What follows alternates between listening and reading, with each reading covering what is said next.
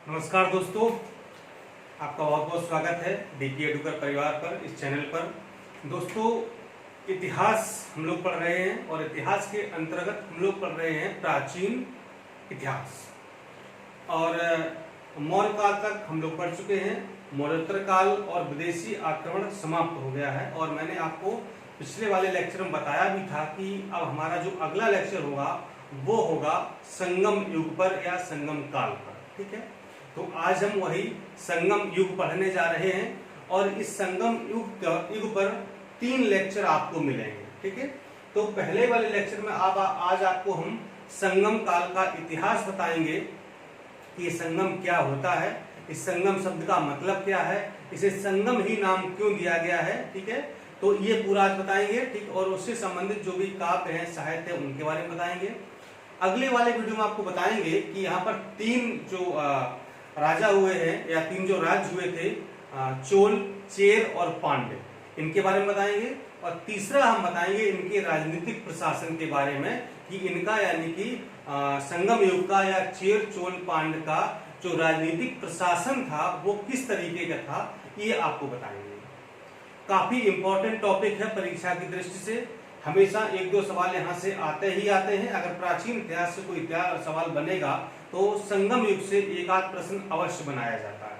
ठीक है, लेकिन ये टॉपिक ऐसा बड़ा लेंदी टाइप का है और मतलब कि हो सकता है आपको पढ़ते पढ़ते को नींद भी आ जाती हो, या बहुत लोग तो उसको छोड़ ही देते हैं, कहते हैं छोड़ो जाने दो, क्या पढ़ना है, समझ नहीं आ रहा। ठीक है, तो आज आपको इसको हम इतने आसान भाषा में, इतने आसान तरीके से बताएंगे कि अब संगम युग आप हमेशा पढ़ेंगे। और हो सकता है ये वीडियो देखने के बाद आप किताब खोलने लगे कि चलो आज संगम युग ही पढ़ लेते हैं। ठीक है, बिल्कुल आसान भाषा में, एकदम बिल्कुल सिंपल ही भाषा में आपको बताएंगे और सारी चीजें क्लियर करते हुए चलेंगे, ताकि परीक्षा में अगर यहाँ से कोई प्रश्न आए तो फिर वो गलत ना हो आपका। ठीक है, चलिए दोस्तों शुरुआत करते हैं। संगम युग या इसी को संगम काल के नाम से भी जाना जाता है। अब बात आती है संगम, ये शब्द कहां से आया, ये संगम क्या है, किस बात का संगम? क्या ये जो प्रयागराज में संगम होता है वो वाला है? नहीं, हाँ, लेकिन कुछ ऐसा ही है। संगम मतलब होता है मिलन। ठीक है, तो संगम क्या है? ये एक संस्कृत भाषा का शब्द है। ठीक है, ये संस्कृत भाषा का शब्द है और इसका अर्थ होता है मिलन। ठीक है, अब किसका मिलन, बात की ना कि किसका मिलन, तो आपको बता दें कि क्या है कि प्राचीन भारत में कृष्णा एवं तुंगभद्रा नदियों के दक्षिण में स्थित क्षेत्र में तमिल कवियों एवं विद्वानों का मिलन या सम्मेलन था। कहां पर? दक्षिण भारत में। किधर? तुंगभद्रा नदियों, कृष्णा और तुंगभद्रा नदियों के दक्षिण में स्थित जो क्षेत्र था, तो वहां पर जो तमिल विद्वान थे, तमिल कवि थे, वो सब इकट्ठे हुए थे। एक सम्मेलन हुआ था, एक समारोह हुआ था, सब लोग मिले, तो वहां पर एक सभाएं हुई थी, मीटिंग हुई थी, तो इसी को कहा गया है संगम। ये है इसका वास्तविक अर्थ कि कृष्णा और तुंगभद्रा नदियों, यानी दक्षिण भारत की बात हो रही है, तो उनके दक्षिण में जो क्षेत्र स्थित है वहां पर जो भी तमिल कवि थे वो सब इकट्ठे हुए थे, विद्वान इकट्ठे हुए थे, विचार विमर्श करने के लिए बहुत सारी बातों पर एक सम्मेलन हुआ था, मीटिंग हुआ था या फिर समारोह हुआ था। इसी सम्मेलन या समारोह को या मिलन को कहा गया है संगम, और इसी पर नाम इसका पड़ गया है संगम काल या फिर संगम युग। ठीक है, आगे बढ़ते हैं। जो संगम युग की अवधि है, संगम काल की जो अवधि है, इसके बारे में यानी कि कब ये हुआ था, क्या कब कब हुए हैं, इसके बारे में विभिन्न विद्वानों में बहुत ही मतभेद है। कोई कुछ बताता है तो कोई कुछ बताता है। ठीक है, लेकिन इन सारे विद्वानों के मतों को देखते हुए एक मत यहाँ पर सर्वमान्य हो जाता है, और वो मत है कि इसका काल है, इसकी अवधि है, वो लगभग 300 ईसा पूर्व से 300 ईस्वी के मध्य की अवधि को संगम काल कहा जाता है। ठीक है, यानी जो सर्वमान्य मत है 300 ईसा पूर्व से लेकर के 300 ईस्वी के मध्य के या मध्य की अवधि को संगम काल के नाम से जाना जाता है। ठीक है, अगला देखिए। संगम संस्कृति में दक्षिण के 3 राज्यों, कौन कौन से? चोल, चेर और पांड्य की संस्कृति का अध्ययन किया जाता है। ठीक है, यानी कि हम संगम काल में या संगम युग में क्या पढ़ते हैं, तो जो दक्षिण भारत के 3 राज्य थे, चोल, चेर और पांड्य, तो इन लोगों की संस्कृति कैसी थी, इन सब का जब अध्ययन किया जाता है तो हम क्या पढ़ रहे होते हैं, संगम युग या संगम काल पढ़ रहे होते हैं, इसी को संगम युग कहा जाता है। आगे देखिए, 8वीं शताब्दी ईस्वी में कुल 3 संगमों का वर्णन हमको मिलता है, ठीक है, यानी कि 8वीं शताब्दी में कुल 3 संगम हुए हैं।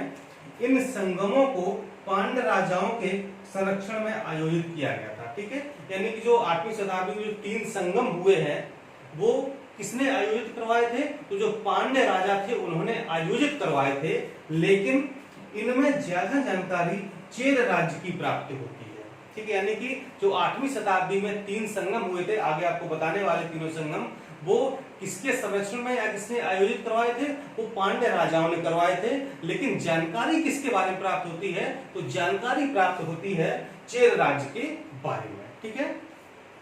चलिए आते हैं प्रथम संगम पर, ठीक है, प्रथम संगम कहां पर हुआ था, इसका केंद्र कहां पर है, ये मदुरा या मदुरै, ठीक है, सब दक्षिण भारत में है, चाहे तमिलनाडु पड़ता है ये मदुरै, ठीक है, आपने नाम भी सुना होगा। तो इसका जो केंद्र था जहां पर संगम हुआ था वो था मदुरै, ठीक है, यानी कि ऐसे समझिए कि इसमें जो छोटे छोटे कई सारे राज्य थे, है ना, और कई सारे राजा थे, तो उन सारे राजाओं को निमंत्रण भेज करके एक जगह पर इकट्ठे होते थे। सपोज मान लो जैसे उत्तर प्रदेश है, ठीक है, उत्तर प्रदेश में 75 जिले हैं, ठीक है, लेकिन केंद्र क्या है, लखनऊ है, राजधानी है, ठीक है, तो अगर कोई मुख्यमंत्री या फिर राज्यपाल अगर कोई सम्मेलन बुलाना चाहे तो कहां बुलाएंगे, लखनऊ बुलाएंगे, ठीक है। अब सम्मेलन में अगर सबको जो है सबकी भागीदारी सुनिश्चित की जाए तो मान लो सारे जिलों के डीएम को बुला लिया जाए, ठीक है, सारे डीएम को जिले की जो है एसएसपी उनको बुला लिया जाए, ठीक है, तो वो क्या है, यानी सब लोग मिलकर के आए और लखनऊ में इकट्ठे हुए तो केंद्र क्या हो गया, लखनऊ हो गया, ठीक है। तो इसी प्रकार से जो प्रथम संगम हुआ उसका केंद्र मदुरै था, और जो भी आसपास के राजा थे सबको निमंत्रण भेज दिया जाता था, शासक थे, और सब आकर के सम्मेलन में समारोह में शामिल होते थे, इसी को कहा जाता था संगम, ठीक है। तो ये प्रथम संगम हुआ था, यहाँ पर इसके अध्यक्ष थे वो ऋषि अगस्त्य थे, ठीक है, और ये सर्वाधिक समय तक चलने वाला लगभग 4400 वर्षों तक ही चला है, 4400 वर्षों तक ये संगम चला है, सबसे ज्यादा समय तक चलने वाला प्रथम संगम है, ठीक है। और इसका वर्तमान में कोई भी ग्रंथ उपलब्ध नहीं है कि मतलब इसमें कोई ग्रंथ का जो वर्णन किया गया हो, तो इस बारे में जो है कोई जानकारी प्राप्त नहीं होती है, ठीक है। दूसरा संगम है, इसका केंद्र था कपाटपुरम या अलवर, ठीक है, सब ये दक्षिण भारत में स्थित है। इसके अध्यक्ष पहले तो अगस्त ही बनाए गए थे, लेकिन बाद में इनके शिष्य तोलकाप्पिर को इसका अध्यक्ष बना दिया, ठीक है, तोलकाप्पिर को, और ये 3700 वर्षों तक चला था, और इसका एकमात्र तमिल व्याकरण ग्रंथ उपलब्ध है जिसका नाम है तोल्काप्पियम, ठीक है, यानी द्वितीय संगम। इसके प्रथम संगम के तो कोई ग्रंथ उपलब्ध है ही नहीं, लेकिन द्वितीय संगम का एकमात्र व्याकरण ग्रंथ उपलब्ध है जिसका नाम है तोल्काप्पियम, ठीक है। अब आते हैं हम लोग तृतीय संगम पर। इसका केंद्र उत्तरी मदुरै था, उत्तरी मदुरा या मदुरै था। इसके अध्यक्ष थे नक्कीरर, ठीक है, कौन थे, नक्कीरर थे, और इस संगम के अधिकांश ग्रंथ नष्ट हो गए हैं, ठीक थे तो है, लेकिन अब वो नष्ट हो गए हैं, अब अस्तित्व में नहीं है, ठीक है, और कुछ सामग्री संग्रह ग्रंथों या महाकाव्यों के रूप में उपलब्ध है, यानी इसकी जो तृतीय संगम के बारे में जो सामग्री है कुछ, तो वो संग्रह ग्रंथों या फिर महाकाव्यों के रूप में उपलब्ध है, ठीक है।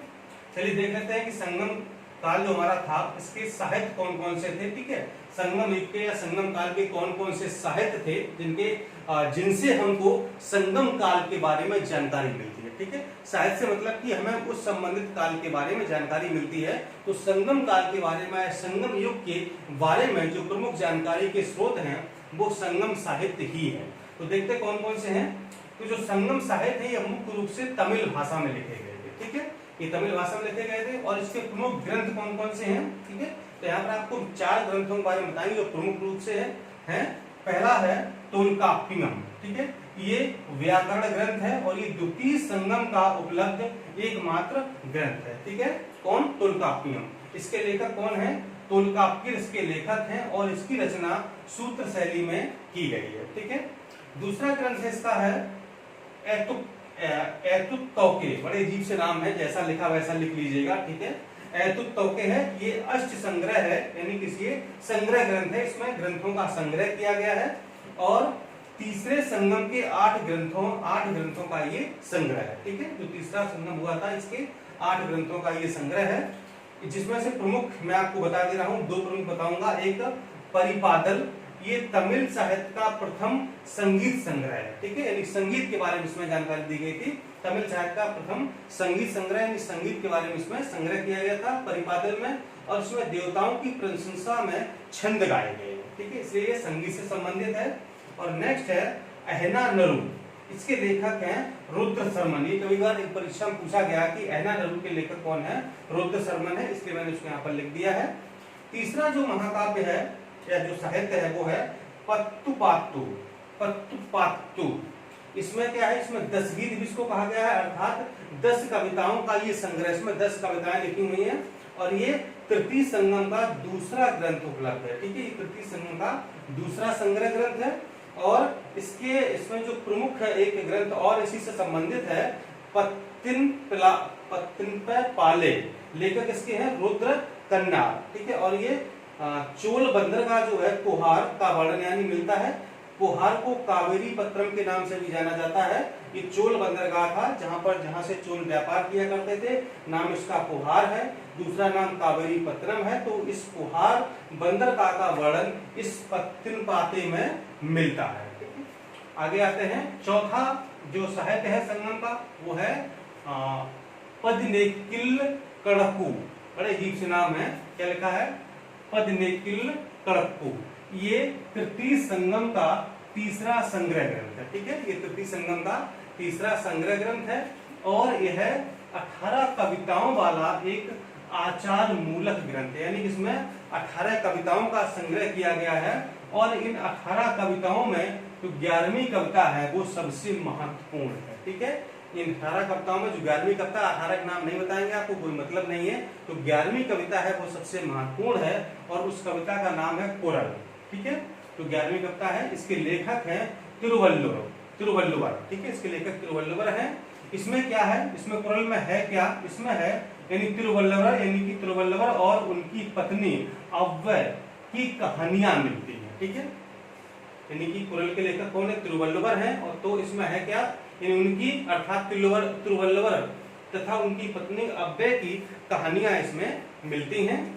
नेक्स्ट है, इसी में एक दूसरा पॉइंट है, तमिल साहित्य का ये आधार ग्रंथ माना जाता है। ठीक है, ये तमिल साहित्य का सबसे आधार ग्रंथ है, प्रमुख ग्रंथ है। इसमें क्या है, धर्म, अर्थ, काम, राजनीति व कला का वर्णन किया गया है, और ये तमिल साहित्य का बाइबल या पंचम वेद माना जाता है। ठीक है, यानी कि ये बहुत ही प्रमुख है, कुरल याद रखिएगा, लेखक इसके तिरुवल्लुवर हैं। ये तमिल साहित्य का बाइबल या पंचम वेद माना जाता है। ठीक है, और अब आते हैं संगम युग के महाकाव्य, यानी कि संगम युग में कौन कौन से महाकाव्य लिखे गए हैं। तो कुल 5 महाकाव्य लिखे गए हैं, जिनमें से 3 उपलब्ध हैं, 2 उपलब्ध नहीं है। ठीक है, देख लेते हैं कौन कौन से हैं। पहला है शिलप्पादिकारम, इसके लेखक हैं इलांगो आदिकर। ठीक है, इसमें क्या है, इसमें कोवलन यानी कि व्यवसायी तथा उसकी पत्नी कड़ग्गी की कथा का वर्णन मिलता है। ठीक है, यानी कोवलन को कहते हैं व्यवसायी तथा उसकी पत्नी है कड़ग्गी, तो इन दोनों की कथा का वर्णन मिलता है इसमें शिलप्पादिकारम में। दूसरा है मणिमेखला है, इसमें क्या है, मणियों युक्त कंगन, इसका जो अर्थ है मणिमेखला का, मणियों युक्त कंगन इसका अर्थ है, और इसके लेखक हैं शीतलय सतनार। ठीक है, और तीसरा है जीवक चिंतामणि, इसके लेखक हैं तिरुतक्त देवर। ठीक है, तो यही 3 ग्रंथ क्या है, ये तीनों उपलब्ध हैं। और चौथे यानी कि वलयपति और कुंडल केसी, ये चौथे 5वें यानी कि 2 ग्रंथ उपलब्ध नहीं है। ठीक है, तो ये था दोस्तों संगम काल का एक बेसिक इंट्रोडक्शन कि क्या है ये, इसका मतलब क्या है। अब हम लोग चेर, चोल और पांडव को एक लेक्चर में पढ़ लेंगे, और उनका जो राजनीतिक प्रशासन है उसको हम अगले लेक्चर पढ़ लेंगे। तो इस तरह हमारा संगम युग पूरा कंप्लीट हो जाएगा। अब अगर यहाँ से कोई प्रश्न आएगा तो वो गलत बिल्कुल भी नहीं होगा। ठीक है, चलिए दोस्तों, मिलता हूँ अगले लेक्चर में। नमस्कार, धन्यवाद।